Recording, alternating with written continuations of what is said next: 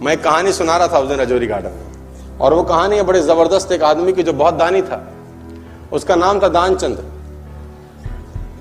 दानचंद तो मस्ती में रख दिया था नाम, निपट कंजूस था, धेला ना दे किसी को। बीवी ने बोला दानचंद पूरी जिंदगी हो गई, अब जाने की बारी है, कुछ तो दान करो, कुछ तो साथ ले जाओ।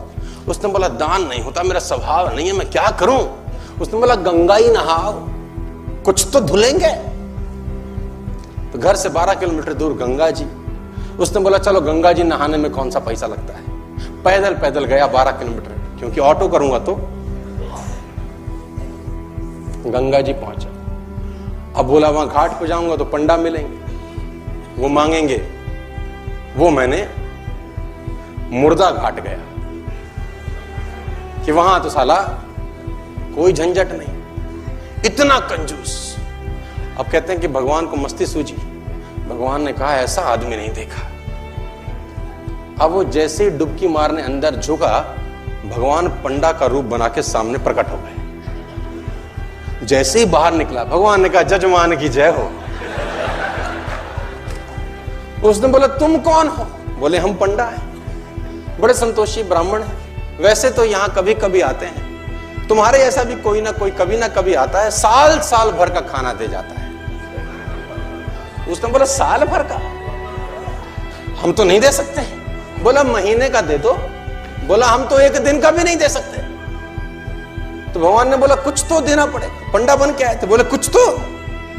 उसने बोला चलो एक धेला देते हैं। तो उस जमाने में चलता था धेला। भगवान ने बोला चल तू धेला ही दे। बोला वो भी अभी नहीं है, उधार ले लो।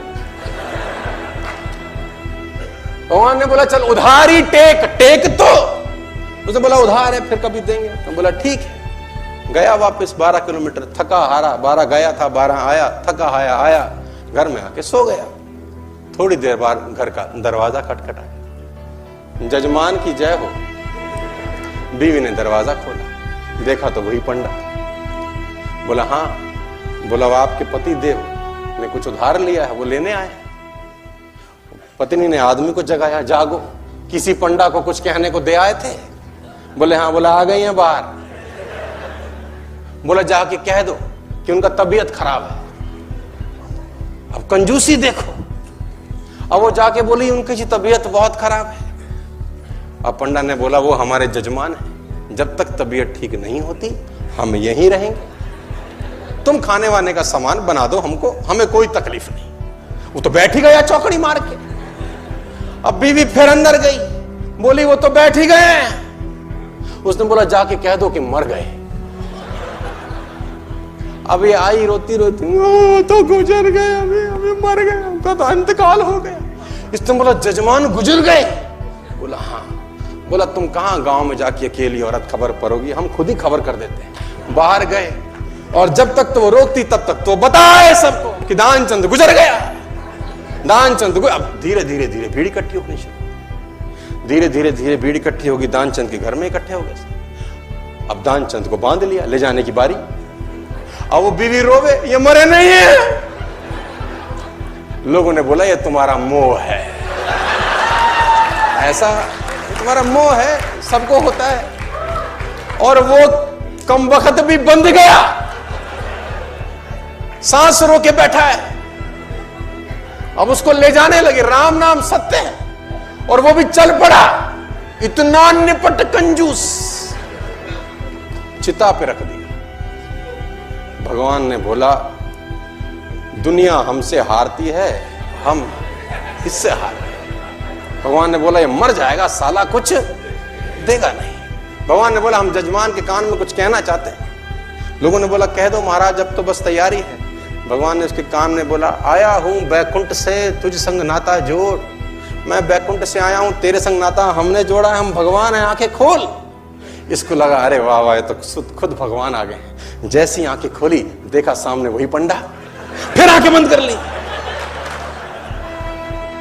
भगवान ने बोला भाई तू मांग ले, क्या मांगता है, तेरे से कुछ मांगने नहीं आए। इसने बोला हमको कुछ नहीं चाहिए, बस धेला छोड़ दो और जाओ। तो इतना कंजूस,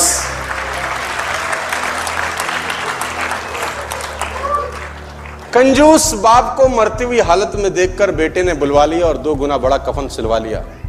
कंजूस बाप को मरती हुई हालत में देखकर बेटे ने बुलवा लिया और 2 गुना बड़ा कफन सिलवा लिया कि बाप ने जिंदगी बड़ा दर्द सहा, ना ठीक से पहना ना ठीक से खाया, अब कम से कम मन भर के उड़ा तो सकूंगा कफन।